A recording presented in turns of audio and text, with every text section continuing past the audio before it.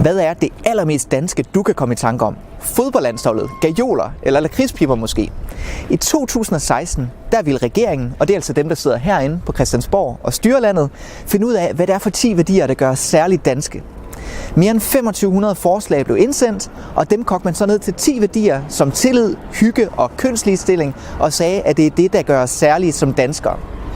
Det vi gerne vil finde ud af, det er, om de her værdier virkelig er så danske, eller det er nogle, vi deler med resten af Europa. Kom med til Holland, Kroatien og Frankrig, hvor vi vil tale med unge og finde ud af, om de også deler de her værdier.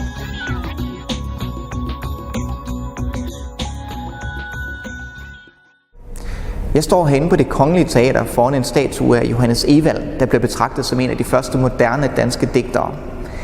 Da Ewald han blev født i 1743, der var det faktisk ikke helt almindeligt at digte på dansk, som han gjorde. Og ude i samfundet, der talte man også mange andre sprog. Ved hoffet talte man for eksempel fransk, og politikerne, ja, de talte tysk sammen. Det er faktisk først op i løbet af 1700-tallet, at dansk blev det almindelige sprog i kongeriget. Og i dag, der ser vi det som en meget stor dansk værdi, og vi er meget uformelle i vores omgangstone, og vi siger for eksempel du til hinanden. Men forholder det sig lige så uformelt ude i Europa? Lad os tage med til Frankrig, Holland og Kroatien og høre, hvordan de bruger sproget der.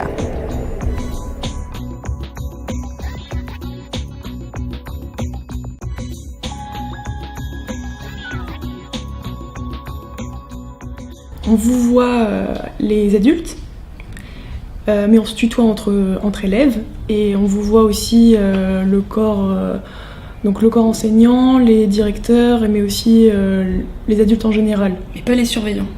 Les surveillants, normalement, on devrait. Hein. Ouais. Mais dès l'instant où on sent qu'il y a un rapport plus naturel avec eux, on peut se permettre. Et on appelle les professeurs par leur nom de famille.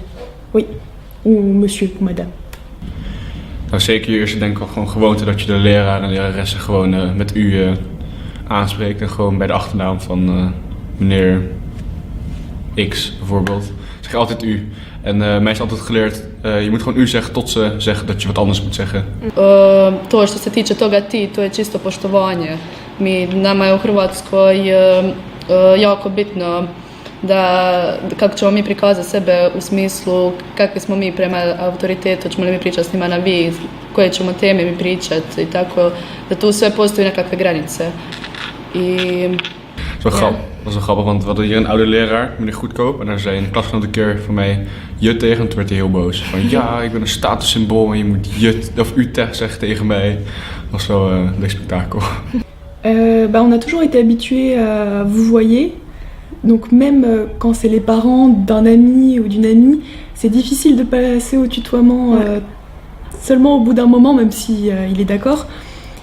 Opet ta druga osoba ima autoritet, niko njima ne može garantirati da će oni ostati uvijek u dobrim odnosima, uvijek može nekoga zakinuti i normalno da ta osoba, mislim ovisi o toj osobi kakva je, ali ona uvijek može iskoristiti taj autoritet nad tom, ajmo reći, manjom osobom pokraj nje. Je pense que le vouvoiement il met pas tout le temps une barrière. Oui, c'est ça. C'est juste respectueux sans nécessairement qu'il y ait cette distance avec le professeur. Une hiérarchie en fait, ouais. On le sent pas forcément au-dessus de nous, on le respecte et il nous respecte aussi, même si lui, alors ça dépend aussi des profs, il y a des profs qui nous tutoient et d'autres qui nous vouvoient, mais je sens pas tellement la différence entre les deux. C'est vrai. Ne znam, aha, i što se tiče imena, to je prije se čak da smo bili osnovno i prijašnjih godina svi su govorili profesor i sad ime ili prezime, nije bitno. A sad se već to evo u našoj školi ne znam nekako izbija malo, isto mi počinjemo govoriti sa imenom. Da. Pa ja mislim da ovdje kod nas da je normalno nekako na profesoru reći vi, ako mu kažeš ti ne znam, nekako obraćamo im se s poštovanjem ili bilo kome starijem. In Alphen heb je ook een andere school, die doet het wel met voornamen. Maar wij op onze school doen gewoon met achternamen. En ik spreek persoonlijk gewoon docenten aan met u. Vind ik net wat netjeser. En gewoon oudere mensen met u. Maar het is wel, ja, het ligt aan de docent of diegene een goede klik heeft met de leerlingen. Want sommigen die gaan er wel gewoon heel vriendschappelijk met elkaar om. En anders meer iets verdere afstand, zeg maar. Odakle dolazite riječi? Pa šta znam, imamo dosta, sad pogotovo malo su svi počeli govoriti neke engleske riječi. A dobro, kako je po internetu dosta raširen to engleski I onda tako ti uđu neke riječi, ti ih govoriš ovako normalno u životu, ali kad pišemo, ne znam, na hrvatskom ili neke eseje, onda koristimo sve hrvatske riječi. Tout le temps. Ouais, chaque année, quand ils refont le dictionnaire, il y a des nouveaux mots, Une plusieurs, je crois. diversité énorme. Mais c'est bien. Ouais. Ik merk gewoon vaak met vriendinnen op WhatsApp of gewoon in het echte leven, real life. Ja, dat je gewoon Engelse woorden erin gooit. En ja, echt de hele ouderwetse Nederlandse woorden die vallen een beetje weg. Eigenlijk. Ja.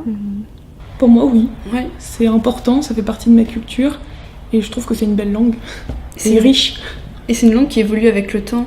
Elle reste jamais la même si la racine reste la même à travers le temps, elle sait s'adapter aux époques et aux endroits. Et... Ouais. Après, c'est une langue très difficile. Même les C'est vrai. Français ont du mal à l'employer correctement. Et donc, Mais c'est beau et c'est riche. Mais oui, mais c'est une langue très intéressante, je trouve. A internet? Da li kroz internet ulaze engleske riječi?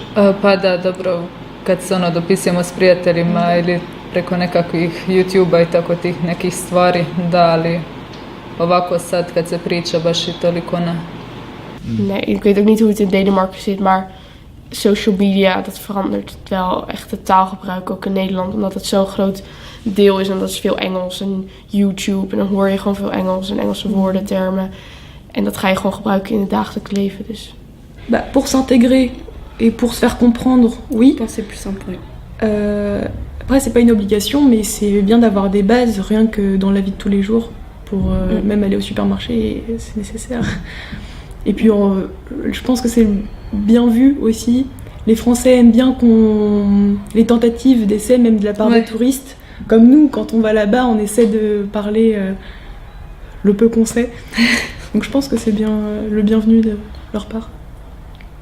Da, i pitamo nekad ako nismo sigurni, profesorica nam kaže, a to je, tako se kaže sad pravilno, da tako napišemo. Ja, we hebben één docent die vindt het helemaal niet leuk als we Engelse woorden in gooien. Dan zegt hij, nee, praat gewoon Nederlands.